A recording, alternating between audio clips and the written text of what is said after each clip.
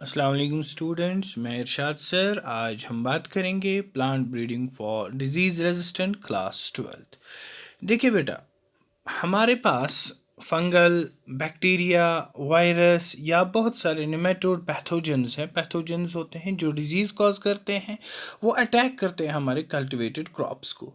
अगर उन्होंने अटैक किया कल्टिवेटेड क्रॉप्स को, तो उससे जो है क्रॉप लूज़ हो सकता है कितना 20 to 30%।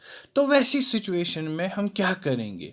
अगर हम वैसी सिचुएशन को क्रॉप्स को डिजीज़ रेजिस्टेंट बनाएंगे तो उससे हमारी फूड प्रोडक्शन इंक्रीज़ हो जाएगी और फंगिसाइड्स, बैक्टीरियासाइड्स भी जो है रिड्यूस हो जाएंगे, यानी उनकी भी हमें ज़रूरत नहीं पड़ेगी, क्योंकि ये जो हम attack bacteria, fungi, virus, nematodes जो है, इसके लिए जो है हमारा लॉस हो रहा है 20 to 30%। और उसमें हम अगर इनको रेजिस्टेंट बनाएंगे इन्हीं डिजीज़ से, इन्हीं पैथोजन से, तो हमारे पास फंगिसाइड्स या बैक्टीरियासाइड्स भी रिड्यूस हो जाएंगे। सो हमारे पास सबसे पहले ब्रीडिंग करने से पहले हमें ये जानना ज़रूरी होता है कि कॉजेटिव ऑर्गेनिज्म और मोड ऑफ ट्रांसमिशन क्या है, यानी किस तरीके से हमारे पास, यानी ये बीमारी लग गई, किसके ज़रिए से लग गई।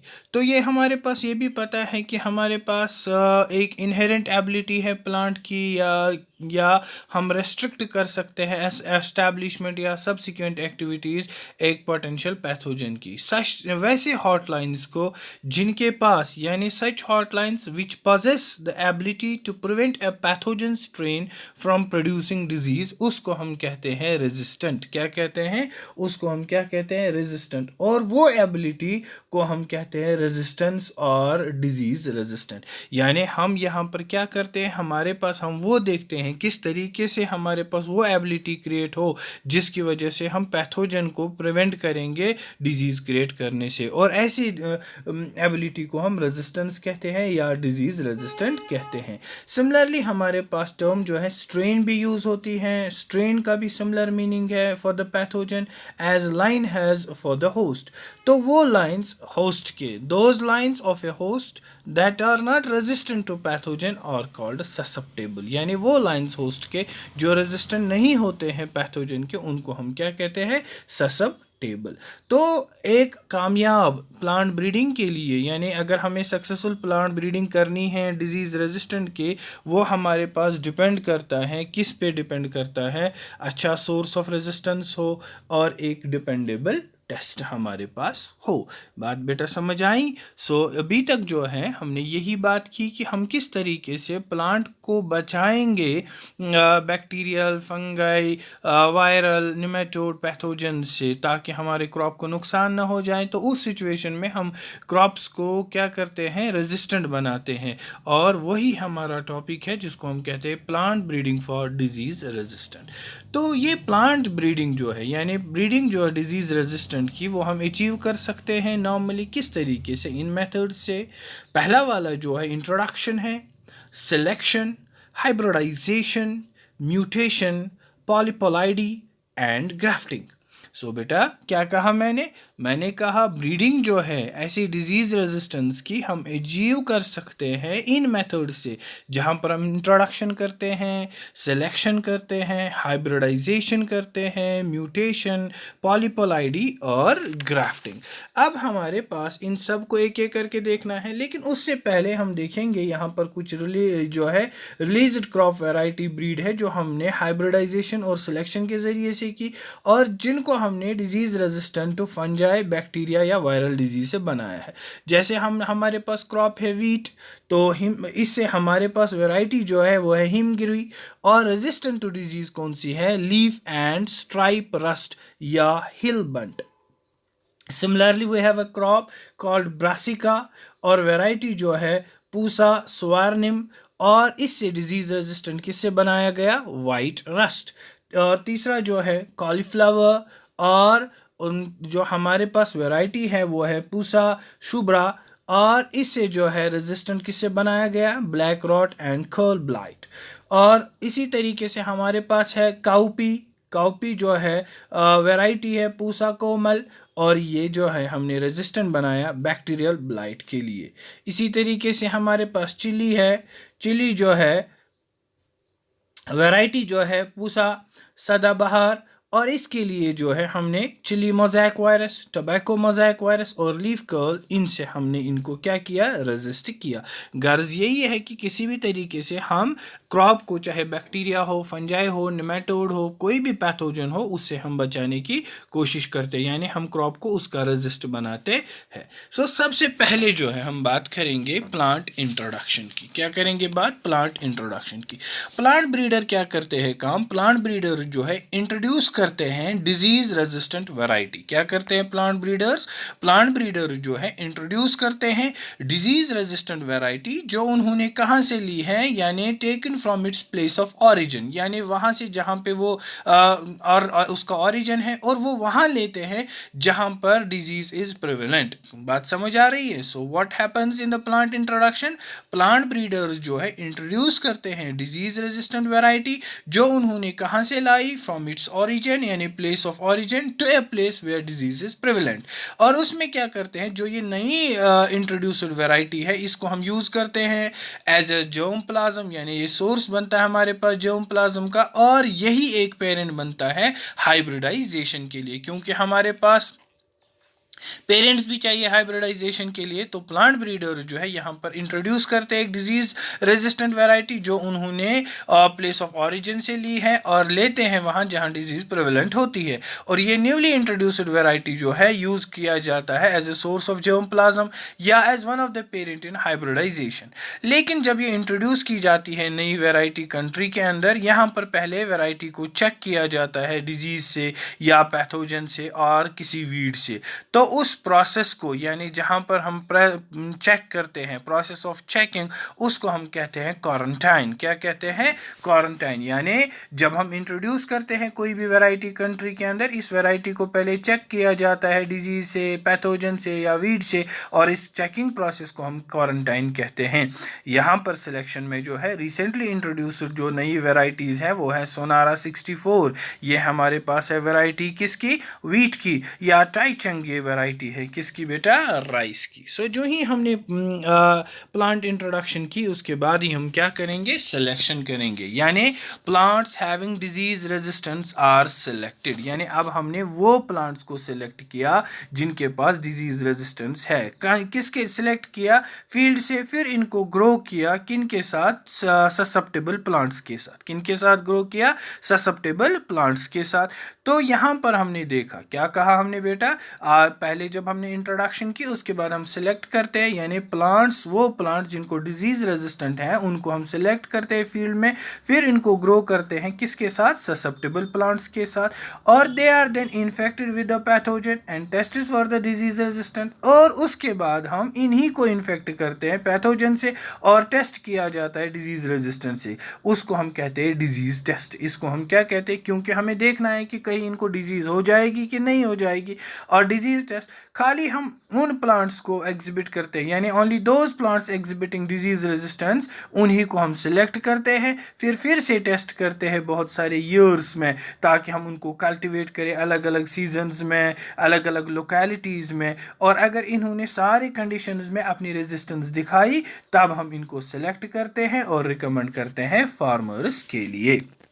So I'll repeat. So what happens once we have introduced the disease resistant variety, then we select, यानी प्लांट्स, वो प्लांट्स जिनको डिजीज रेजिस्टेंस होती है उनको हम किन के साथ ग्रो करते हैं, ससेप्टेबल प्लांट्स के साथ। फिर इनको हम इन्फेक्ट करते हैं पैथोजन से, तो वहाँ पर हम टेस्ट करते हैं कहीं इनको डिजीज लगेगी कि नहीं लगेगी।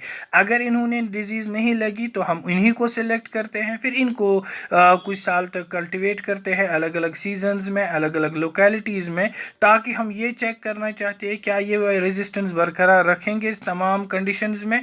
अगर इन्होंने ये इसमें कामयाब रहे तो ये तभी जाके सिलेक्ट और रिकमेंड किए जाते हैं किन के लिए, फार्मर्स के लिए। तीसरा मेथड जो है उसको हम कहते हैं हाइब्रिडाइजेशन। हाइब्रिडाइजेशन जो है ये एक मेथड है जो वाइडली यूज़ किया जाता है for the development of disease resistance या डिजीज़ रेजिस्टेंट वैरायटी। और इस मेथड में हम क्या करते हैं, हम लेते हैं वैरायटी ऑफ ससेप्टेबल डिजीज़ जो है, इसको हम आर्टिफिशियली क्रॉस करते हैं किसके साथ, वैरायटी हैविंग डिजीज़ रेजिस्टेंस। सो यहाँ पर मैंने क्या कहा, हाइब्रिडाइजेशन जो है this method is widely used for development of disease resistant variety. यहाँ पर हम वो वैरायटी यानी जो ससेप्टेबल होती है डिजीज के साथ, उसको हम आर्टिफिशियली क्रॉस करते हैं किसके साथ, वैरायटी हैविंग डिजीज रेजिस्टेंस। फिर जो वहाँ से हमें हाइब्रिड मिलता है यानी F1 जनरेशन जो मिलती है वो उसको हम टेस्ट करते हैं। उसमें हम देखते हैं क्या उसके हाइब्रिड के अंदर रेजिस्टेंस के कैरेक्टर्स इंट्रोड्यूस हुए हैं। अगर उसको इंट्रोड्यूस हुए हैं वो कैरेक्टर्स, फिर हम उसको फर्दर इन्वेस्टिगेशन के लिए लगा देते हैं। बेटा बात समझ आई? So this is the partner यानी third method which is called hybridisation. Fourth one is called grafting. Grafting में क्या होगा, जैसे हमारे पास हम देखेंगे ए सेक्चुअली प्रोपेगेटेड प्लांट्स, वहाँ पर जो है सेक्चुअल प्रोडक्शन अच्छे से नहीं मार्क होती है, तो यहाँ पर हाइब्रिडाइजेशन टेक्निक पॉसिबल नहीं है। तो उन केसेस में हम क्या करते हैं, हम एक ग्राफ्ट करते हैं किसका, डिजीज रेजिस्टेंट प्लांट का ससेप्टेबल प्लांट में, ताकि हमें नई एक वैरायटी इवॉल्व हो जाए। Let me repeat. So what happens in the grafting? Why we do grafting? यानी in case of asexually propagated plants, their sexual production is not well marked, यानी हमारे पास उसमें हाइब्रिडाइजेशन टेक्निक पॉसिबल नहीं होती है। तो उस केसेस में हम क्या करते हैं, हम एक ग्राफ्ट करते हैं डिजीज रेजिस्टेंट प्लांट का, वो ससेप्टेबल प्लांट पे लगाते हैं ताकि हमें नई एक वैरायटी आ जाए। नेक्स्ट जो मेथड है उसको हम कहते हैं पॉलीपोलाइडी।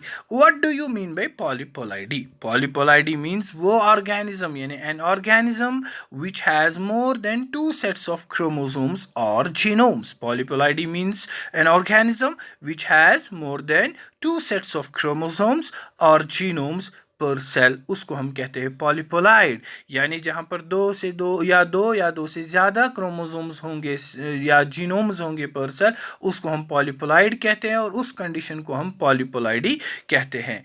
पॉलीपोलाइडी जो है बाय नेचर भी हो सकती है, कब, यानी due to the failure of chromosomes to separate at the time of anaphase. यानी एनाफेज में जब क्रोमोसोम्स सेपरेट होते हैं तो उस टाइम पे अगर ये नहीं हुए तो ऑटोमेटिकली पॉलीपोलाइडी हो सकती है। और इसको हम आर्टिफिशियली भी इंड्यूस कर सकते हैं, कैसे, केमिकल से, जिसको हम कहते हैं कॉल्चिसिन। और क्या कहते हैं बेटा, कॉल्चिसिन जो है हमारे पास एक केमिकल है जिससे हम आर्टिफिशियली भी इसको इंड्यूस कर सकते हैं। What do you mean by पॉलीपोलाइडी? यानी जहां पर 2 या 2 से ज़्यादा सेट्स क्रोमोसोम्स के हो या जीनोम्स के हो पर सेल, उसको हम पॉलीपोलाइड कहते हैं और उस कंडीशन को हम पॉलीपोलाइडी कहते हैं। पॉलीपोलाइडी जो है बाय नेचर भी होती है जब फेलियर होता है क्रोमोसोम्स का सेपरेट होना एनाफेज के टाइम पे, या हम इसको आर्टिफिशियली भी इंड्यूस कर सकते हैं। कैसे? By the application of chemical यानी जिसका नाम है कॉल्चिसिन। ठीक है बेटा। उसके साथ ही हमने कहा डिपेंड करता है, depending upon the number of genomes present in a polyploid, यानी कितने नंबर ऑफ जीनोम्स प्रेजेंट होंगे एक पॉलीपोलाइड में।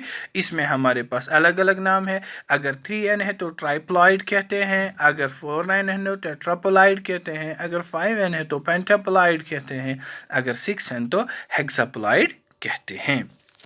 बेटा समझ आया? So as of now we have discussed the 4 methods: plant introduction, selection, hybridization and grafting.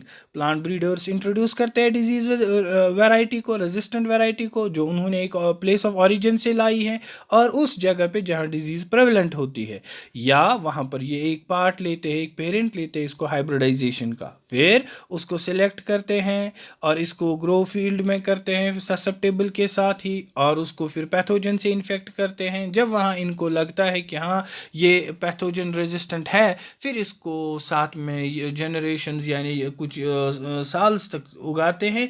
One selected फिर recommended for the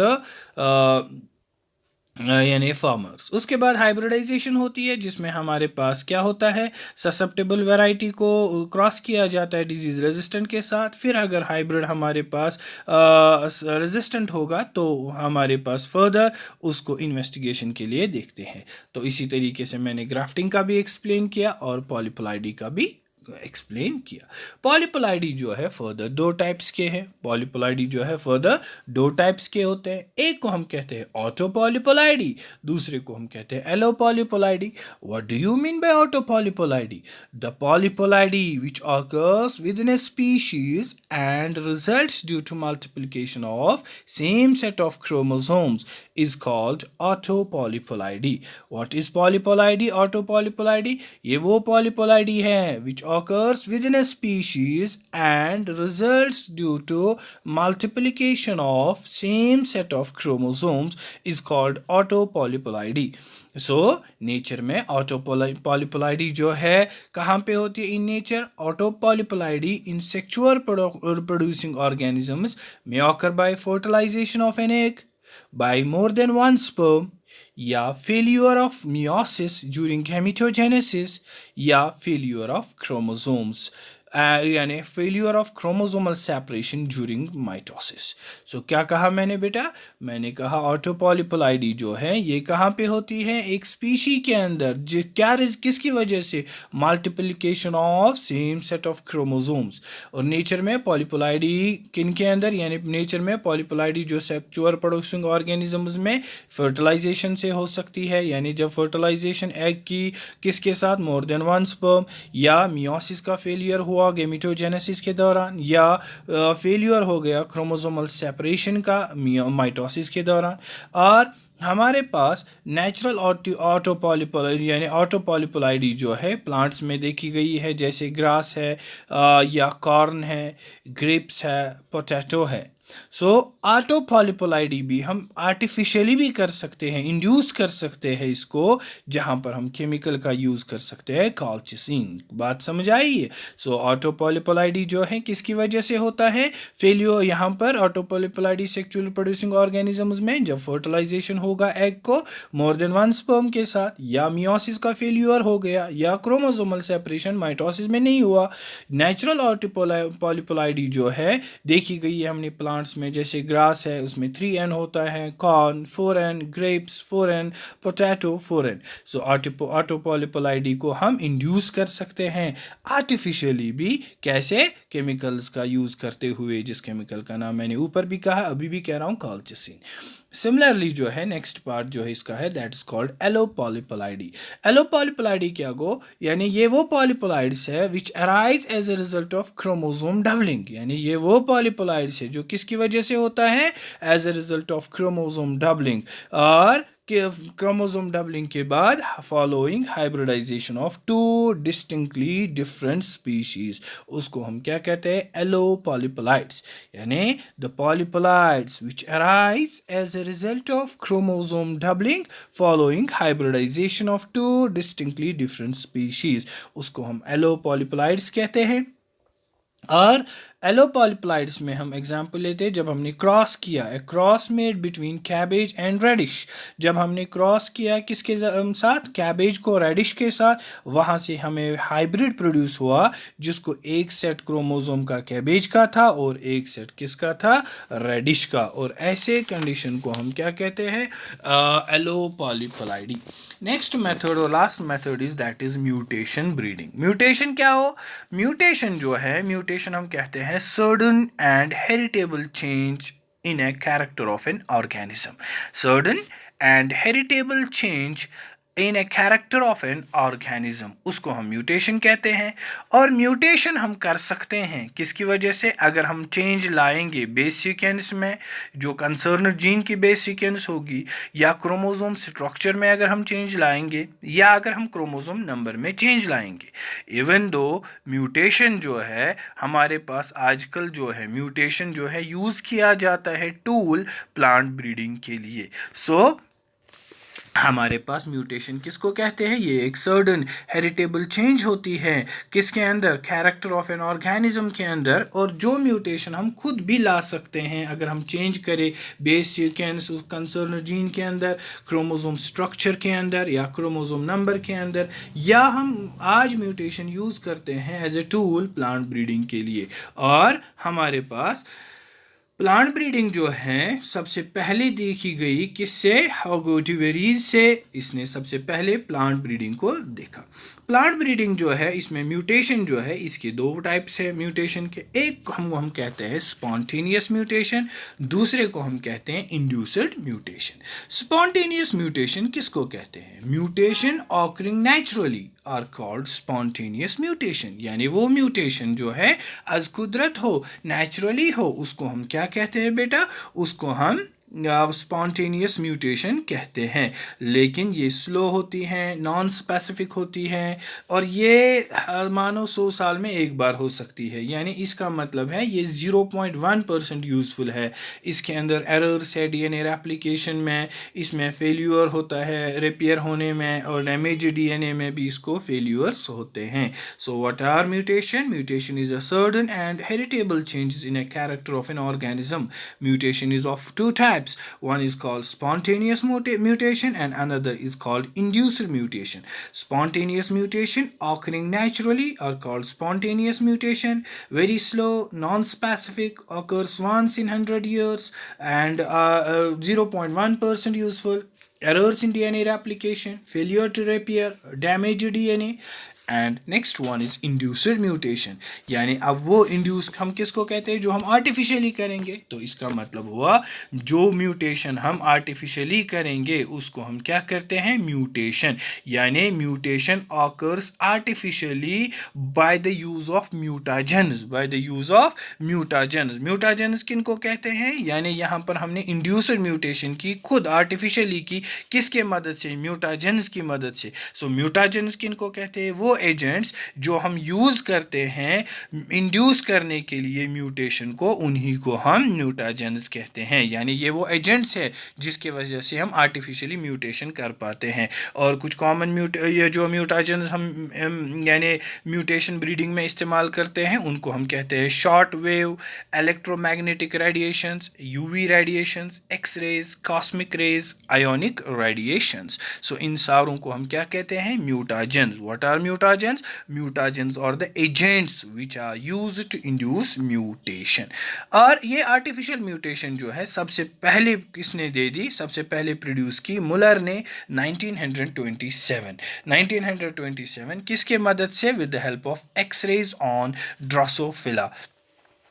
और उसके बाद और किसने की? स्टैडलर ने मेज में। सो यहाँ पर हम यूज़ जो इंड्यूस्ड म्यूटेशन का प्लांट ब्रीडिंग में हम करते हैं, तो ये हम इसलिए करते ताकि हम डेवलप करें इम्प्रूव्ड वैरायटीज़, उनको हम कहते हैं, उसी को हम कहते हैं म्यूटेशन ब्रीडिंग। उसी को हम क्या कहते हैं? Mutation breeding. सो म्यूटेशन हो गया सडन हेरिटेबल चेंज किस में? In a character of an organism. ये म्यूटेशन नेचुरल हो सकती है जिसको हम स्पॉन्टेनियस कहते हैं या इंड्यूस्ड कहते हैं।